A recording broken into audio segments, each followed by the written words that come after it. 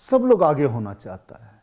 कौन है ऐसा जो नहीं आगे होना चाहता? हर लोग दौड़ में लगा हुआ है, कैसे आगे हो जाऊं, उससे कैसे आगे हो जाऊं, उससे कैसे आगे हो जाऊं। लेकिन ख्याल रखना,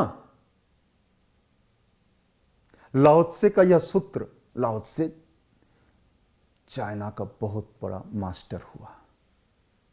उसके पास राजा महाराजाओं का कतार ही लगा रहता था। उसका शिष्य एक से एक हुआ। अगर लाओ त्से को सूत्र दिया है तो अनमोल ही होगा, अनमोल रत्न होगा। लाओ त्से कहता कि अगर दुनिया से आगे होना हो, भीड़ से आगे होना हो, तो सबसे पीछे खड़ा होने की कला सीखना। अब इस सूत्र को गलत तरीके से भी ले सकते हैं। यह सूत्र पढ़ लिया, लोग पीछे खड़ा हो जाएं कि हम ऊपर से परकोटा पहन लिए कि हम पीछे खड़े हैं, क्योंकि हर लोग एक एक अहंकार है। और तुम जैसे ही आगे होने की खबर देते हो कि हम आगे जाना चाहते हैं, तो लोगों की अहंकार हिलने लगती है। अहंकार उसको जगाती है कि तुम और हमसे आगे, फिर तुम्हें वह इतना पीछे ढकेल देगा कि तुम आगे नहीं आ सकोगे। तो लोग ने लाओ त्से का सूत्र पढ़कर पीछे खड़ा होना भी शुरू किए, लेकिन वह खड़ा होना कुछ हुआ नहीं, चूक गया। यह सूत्र उसे समझ में नहीं आया। लाओ त्से कह रहा, अगर आगे होना हो तो तुम पीछे खड़ा होने की कला को सीखना।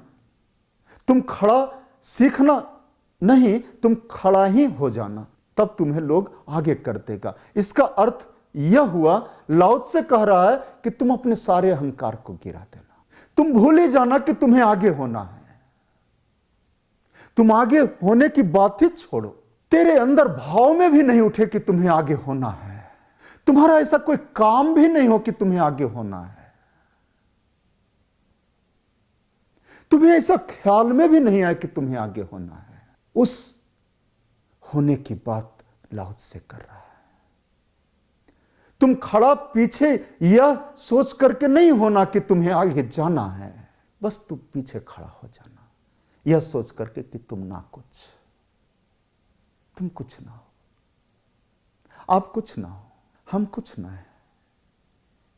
ऐसी भाव, ऐसी जागृति, ऐसी करुणा,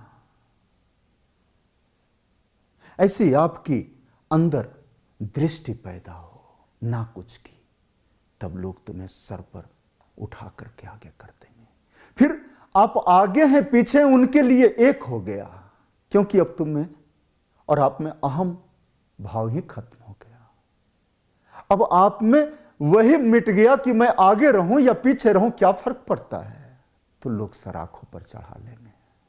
ऐसा नहीं है कि वह अहंकार ही खड़े रहेंगे, उनकी भी अहंकार गिरती, और उनकी अहंकार गिरती तो किसी को पता नहीं चलता।